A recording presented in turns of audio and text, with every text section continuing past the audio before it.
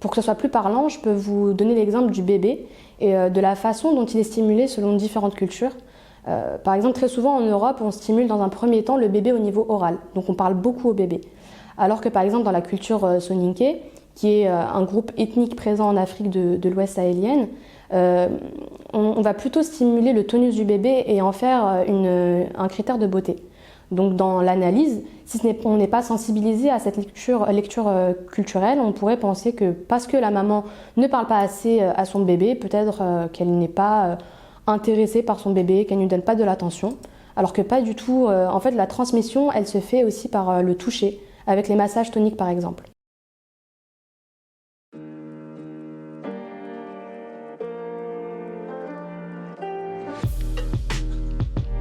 Bonjour, alors je me présente, je m'appelle Amina, j'ai 22 ans et Mike Consult m'a proposé une interview sur le sujet de mon choix en lien avec mes études. Et j'ai choisi aujourd'hui de vous parler de mon parcours clinique inter- et transculturel proposé par mon master en psychologie. Alors j'ai choisi ce master parce que j'ai été moi-même dans la position de patiente plus jeune. Donc il se trouve que je ne me voyais absolument pas aller consulter auprès d'un psychologue qui n'allait pas comprendre ma culture d'origine, mes croyances, alors qu'elle prenait en fait une très grosse place dans ma vie.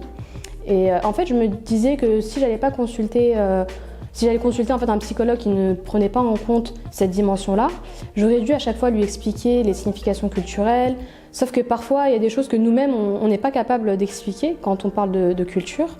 Et je me serais retrouvée à ne pas dire tout ce que j'aimerais réellement dire, au risque d'être mal entendue, mal comprise, au-delà même de la question du jugement du thérapeute.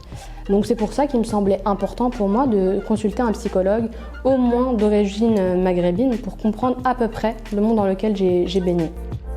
À la suite de la thérapie que j'ai eue, j'avais énormément de questions qui étaient restées sans réponse, pas forcément sur le plan psychothérapeutique, mais plus en termes de connaissances et de questionnement, comme par exemple la place de la culture dans une thérapie, et pour y répondre, j'ai choisi de faire des études en psychologie. C'est seulement en arrivant en L3 donc, j'entends parler de ce master qui est proposé par la même fac, donc il offre une formation de psychologue et qui prend en compte l'aspect culturel dans la prise en charge du patient. Et je me suis dit que le monde faisait bien les choses, sachant que j'avais absolument pas connaissance de l'existence de ce genre de master. Et surtout qu'il n'y a que 2 universités qui proposent cette formation en France. À partir de là, ça a été une évidence pour moi. Je voulais absolument intégrer ce master, malgré que les places étaient assez restreintes. Alors très angoissante, plus sérieusement c'était assez difficile à gérer au niveau du timing, de l'organisation. Il y avait beaucoup de choses à faire en même temps, donc ça peut être les partiels, le rapport de stage, mais aussi le mémoire. Et donc à côté de ça, il fallait aussi préparer le dossier de sélection ainsi que la recherche de stage pour l'année suivante. Personnellement, j'avais fait le choix de ne pas me fermer de porte, sachant que la sélection en psychologie elle était déjà assez restrictive. Donc j'ai candidaté à un maximum de masters cliniques dans toute la France. Et bien évidemment, je me suis avant tout concentrée sur le master dont je vous parlais et aussi celui de Toulouse, donc qui propose le même parcours. Après, je ne me suis pas limitée à ça et je me disais que dans le cas où j'allais être sélectionnée dans un master qui ne proposait pas le parcours inter- et transculturel dont je vous parlais, je compléterais avec une formation pour avoir justement ces outils supplémentaires qui m'intéressaient. Après ça, il y a eu le moment des résultats. Donc je recevais refus sur refus et je perdais clairement espoir. Donc je me suis préparée à ne pas avoir de master comme souvent les étudiants l'expliquent. Jusqu'au jour où j'ai reçu ma dernière réponse. Et c'était le master que je voulais, donc celui de Paris 13. Et là, je vois que je suis sélectionnée. À ma grande surprise, j'étais persuadée que ça n'allait pas être le cas. Et j'étais super contente, donc comme quoi il faut vraiment rester positif et garder de l'espoir. Alors je dirais que ce master m'a permis de me décentrer, de m'ouvrir au monde et de développer un esprit plus critique que je n'avais pas forcément. Donc je pense qu'on a tous des a priori sur les pratiques qui nous sont étrangères. Et c'est à travers ce parcours que j'ai totalement changé de paradigme. Aujourd'hui, quand quelque chose me semble étrange, je me calme là-dessus, je me dis il faut comprendre. Donc je fais des recherches pour comprendre le contexte qui vient donner du sens à cette pratique en fait. Et il s'agit de les comprendre dans leur articulation avec l'ensemble des pratiques culturelles. Et ce master, il m'a permis de prendre conscience de l'ethnocentrisme inconscient qu'on pouvait avoir et qui pouvait fausser en fait l'observation. Donc par ethnocentrisme, je veux dire que c'est une tendance à faire de notre groupe ethnique le seul modèle de référence et je considère, à titre personnel bien sûr, qu'il est totalement essentiel dans la profession de psychologue, et encore plus en Île-de-France, qui est une région multiculturelle, de se sensibiliser au moins à cette approche. Pour que ce soit plus parlant, je peux vous donner l'exemple du bébé et de la façon dont il est stimulé selon différentes cultures. Par exemple, très souvent en Europe, on stimule dans un premier temps le bébé au niveau oral, donc on parle beaucoup au bébé. Alors que par exemple dans la culture soninké, qui est un groupe ethnique présent en Afrique de l'Ouest sahélienne, on va plutôt stimuler le tonus du bébé et en faire un critère de beauté. Donc dans l'analyse, si on n'est pas sensibilisé à cette lecture culturelle, on pourrait penser que parce que la maman ne parle pas assez à son bébé, peut-être qu'elle n'est pas intéressée par son bébé, qu'elle ne lui donne pas de l'attention, alors que pas du tout. En fait, la transmission, elle se fait aussi par le toucher, avec les massages toniques par exemple. Et puis justement, si on va un peu plus loin pour comprendre le pourquoi du comment, on comprend que ces enfants sont adaptés à leur environnement social. Donc souvent, la maman, elle est occupée à travailler, donc ça peut être labourer les terres par exemple. Et le bébé est alors dans un pagne, soit il est mis assis assez tôt. Donc en France, par exemple, très souvent, on nous dit de jamais mettre le bébé assis avant qu'il ne le fasse lui-même. Et là, en fait, pour que ces bébés puissent s'asseoir tôt, il y a des choses qui se font autour. Donc le bébé, il est stimulé très rapidement au niveau du tonus et les massages toniques vont venir les soulager. Et d'ailleurs, ces massages, ils peuvent apparaître assez brutaux d'un point de vue européen, bien sûr. Et ça a été mon cas quand j'ai regardé le documentaire Bébé du monde, avant d'avoir été sensibilisée à cette approche. Et dans ce reportage, en fait, on peut y voir une grand-mère balancer par la tête son petit-fils, l'attraper par les pieds aussi, le balancer, ou encore elle le mettait en position en fait, allongée comme ça, et elle prenait ses bras et elle les étirait à l'arrière. Donc ça peut être très choquant dans un premier temps, parce que dans une culture européenne où il faut toujours être très doux avec le bébé, ça peut justement apporter des erreurs d'analyse et penser cela comme de la maltraitance, alors que pas du tout. En réalité, c'est des gestes qui préparent simplement le petit bébé et le soulagent de son effort. Donc c'est plutôt bienveillant. Alors j'ai parlé de la culture européenne, bien sûr, pour schématiser grossièrement, mais bien évidemment, chacun a sa propre culture. Et d'ailleurs, souvent dans un même pays, il y a plusieurs cultures. Donc c'est pour cette raison qu'on n'étudie pas vraiment les cultures de façon codée, donc au niveau du master.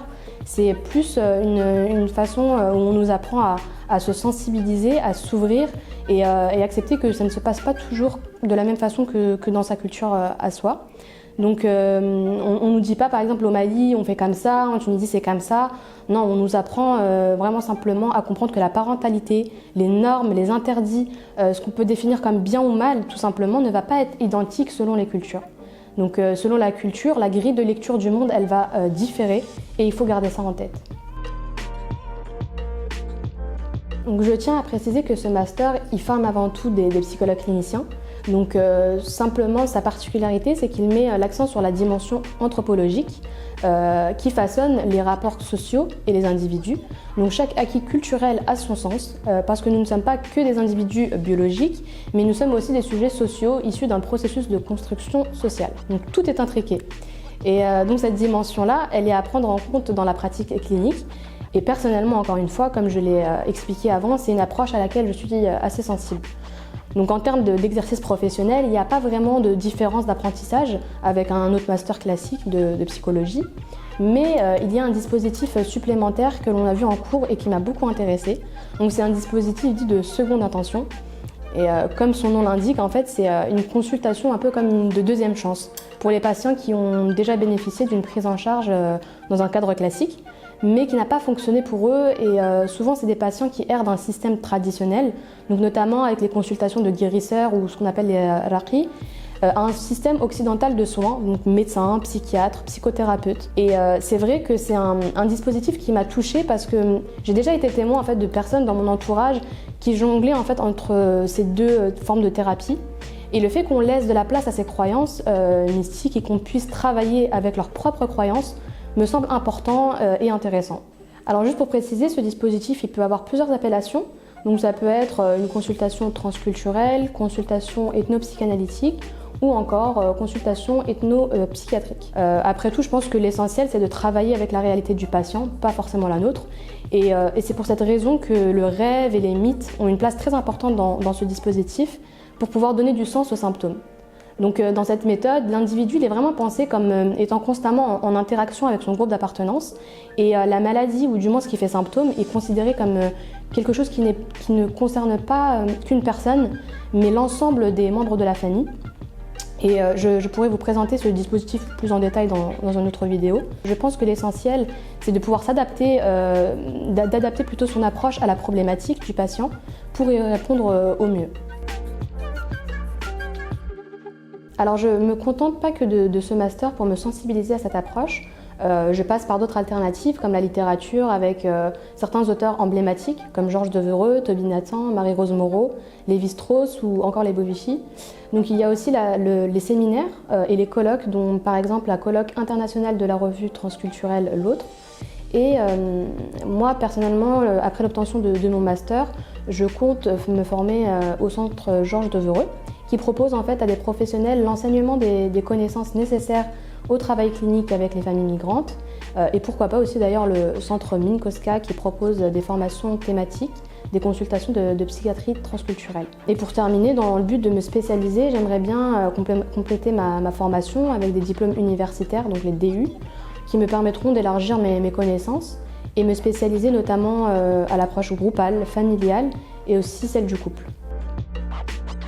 Il est vrai que j'ai choisi un parcours inter et transculturel, mais vraiment je le répète, je vois ça vraiment comme un outil en plus à ma future pratique de psychologue clinicienne. Et c'est vraiment un outil qui m'a intéressée par mon histoire personnelle, mais ça sera sûrement pas le seul, le dernier. Et je me limiterai pas à ça, donc j'espère que tout au long de ma pratique, j'aurai l'occasion de me former à différentes approches et m'intéresser à différentes formes de thérapie. Alors voilà, ça sera tout pour moi. J'espère que la vidéo vous a plu, elle a pu vous intéresser et répondre à certaines de vos questions. N'hésitez pas à liker, partager et puis on se dit à très bientôt pour une nouvelle vidéo.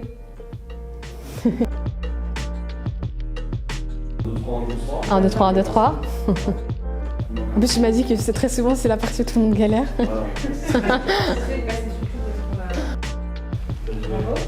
Bah merci.